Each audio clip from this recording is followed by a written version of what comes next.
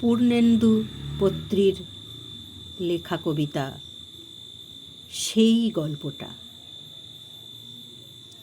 আমার সেই গল্পটা এখনো শেষ হয়নি।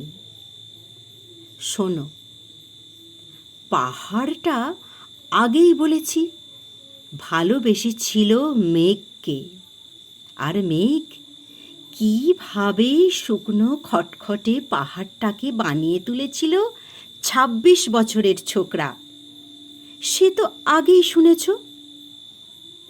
সেদিন ছিল পাহাড়টার জন্মদিন। পাহাড় মেঘকে বললে, আজ তুমি লাল শাড়ি পরে আসবে।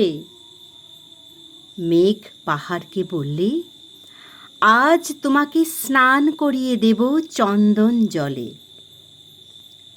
ভালোবাসলে নারীরা হয়ে যায় নরম নদী, পুরুষেরা জ্বলন্ত কাঠ। সেইভাবেই মেঘ ছিল পাহাড়ের আলিঙ্গনের আগুনে, পাহাড় ছিল মেঘের ঢেউ জলে। হঠাৎ আকাশ জুড়ে বেজে উঠল ঝড়ের জগজম্প। ঝাঁকড়া চুল উড়িয়ে ছিনতাইয়ের ভঙ্গিতে ছুটে এলো এক ঝাঁক হাওয়া। মেঘের আঁচলে টান মেরে বললে, ওঠ ছুড়ি, তোর বিয়ে। এখনো শেষ হয়নি গল্পটা। বজ্রের সঙ্গে মেঘের বিয়েটা হয়ে গেল ঠিকই, কিন্তু পাহাড়কে সে কোনো দিনই ভুলতে পারল না।